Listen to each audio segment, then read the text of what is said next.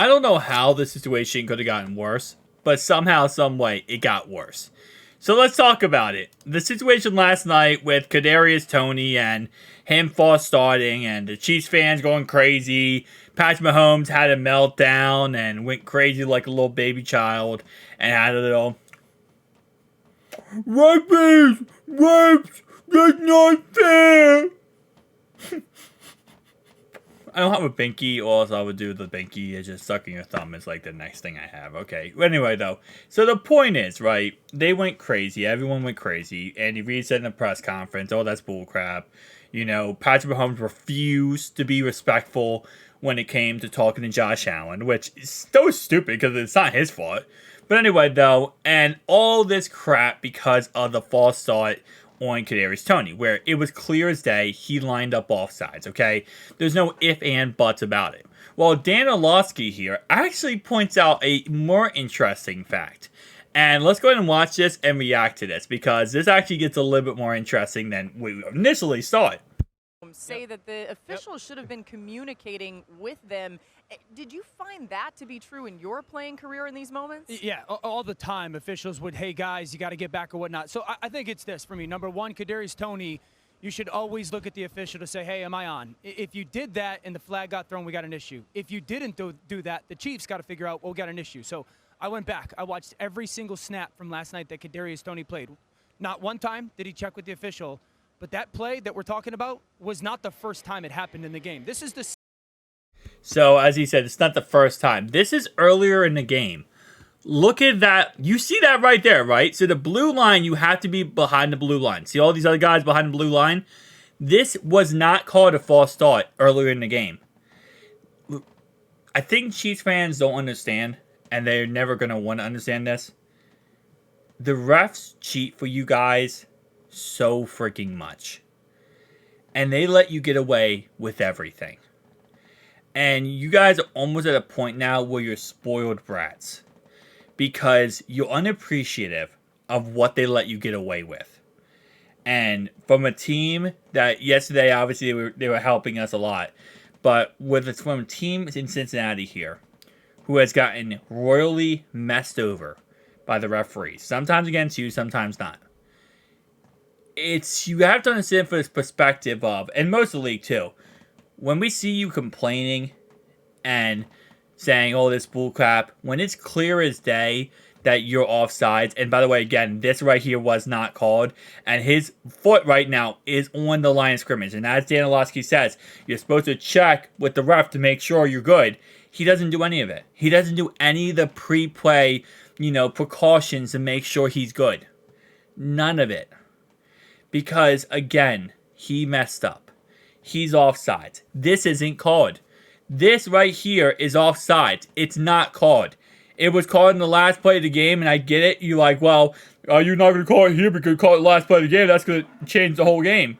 First off, that didn't change the whole game. It took away a touchdown, obviously, because it should have been a touchdown removed.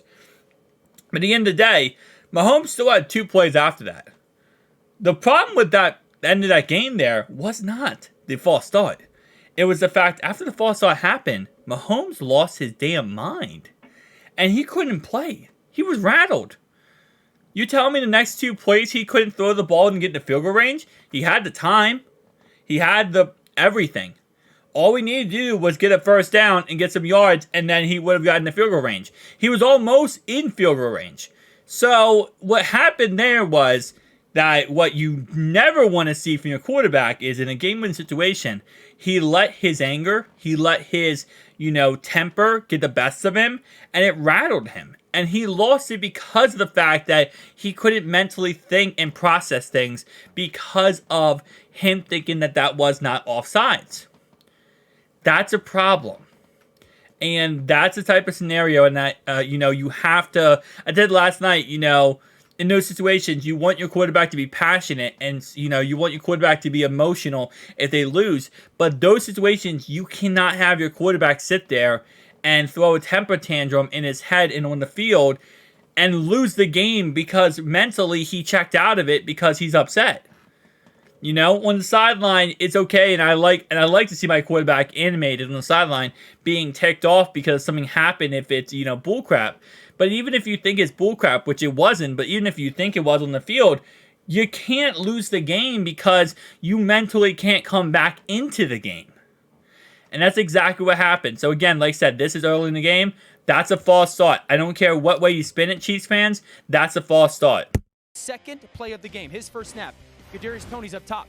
He is on the line. Now, the guy opposite him is supposed to be on the line as well, but he's about 3 or 4 inches behind Kadarius Toney. That's almost the same alignment that we're talking about when it comes to the flag getting thrown. But there's no warning that gets shared with Kadarius Toney on this play. This is his first snap of the game. Okay, a little bit later, look at where the football is. The football is on the 30-yard. And this is so bad. So this is later in on the game. 3 times in this game, over 3 times, that he's offsides. They don't call it the other 2 times, Chiefs fans. They call it the last play of the game. And you're sitting there like, oh, he messed up 1 time. You're going to call it and cost the game. They didn't call it all the other times that he cheated.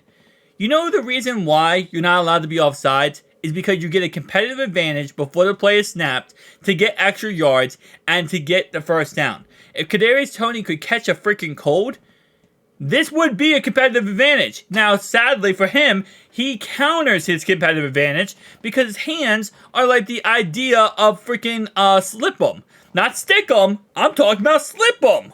It's the opposite, boys. It's not stick 'em, it's slip 'em. I can't catch the ball. Now, I'm okay with that because I hate the Chiefs. But that's beside the point. But again, look at this. His foot is offside so much. His toes are over the blue line. You have to be behind the blue line. Look at everybody else. Behind. You have to be behind the blue line. He is so far offsides that his toes are offsides, which is crazy. Now, again, keep in mind, we saw earlier this season, the right tackle, I think it's Jawan Taylor, he was offsides countless times in that Lions game. And they caught it 1 time, and Chiefs fans lost their damn mind. But other than that, he was offside the whole game. They didn't call it. Just because they don't call it on you all game because they want you to win, does not mean shouldn't be called in a game-winning scenario. Okay? You cheat all game and finally you get called out for it. Well, guess what? Don't cheat. That's pretty much plain and simple. That's not a hard process. I know we're going back to 2nd grade, Chiefs fans, on this concept here. And I still see them complaining on Twitter. And it's so hilarious because, you guys are complaining when it's blatant. This isn't a questionable thing. I will give Squealers fans a questionable, the Patriots versus Steelers game back week, 15, a couple years ago. I'll give them the credit of the doubt there. That Jesse James catch, was it a catch? I would say it's up in the air, but it was ruled not a catch. And if I'm being honest, I would probably have ruled that a catch and a touchdown and beaten the Patriots. And even though I think that was up in the air, it was a lot more up in the air than this one is. That one, at least you can make the idea, he caught it, he went to go to the ground, he went to break the plane, he dropped the ball, but he crossed the plane. There's questionable things you can make there. You could say, I don't know, it looked like he held the ball long enough. Did he make a football move? And they caught an incomplete pass. They throw an interception next play, let the Patriots win. You can make that argument that, maybe Jesse James caught that. You can make the argument Dez caught it. Like you did, but you can make the argument Dez caught it. You can make the argument on a lot of these game-deciding decisions. What you can't make an argument on is when your eyeballs look at a screen and see the blue line and see his foot. Can't make that argument. You can't. You can't say the refs cheated you, or it's BS, or it's awful, when you look at the screen and you see clear as day what's going on. Line. Look at where Kadarius Toney is. He's in that same exact alignment. Now look at the receiver opposite him. That guy is supposed to be on the line of scrimmage as well, but he's actually in the right alignment. So Kadarius Toney is basically in the same alignment that he was when that flag got thrown. A little bit later in the game, Kadarius Toney, look where the football is. That's 4 times. 4 times so far now that he's offsides. 4 times, Chiefs fans. Tell me again how this is BS. Tell me again how this is BS. You know what the BS is, Chiefs fans? Here's the thing. It is BS. It's BS that they can't call this on you, but they would call this on the Bengals. It's BS that 60-70% of the league would get this call every single time against them, but not against you guys. That's the BS. And I think as football fans, we go to accept that. We go to understand that that's just how football works. If you're a Chiefs fan, if you're a Chief and you make the NFL a lot of money and you have Patrick Mahomes and Travis Kelce and Taylor Swift, you're gonna get this stuff.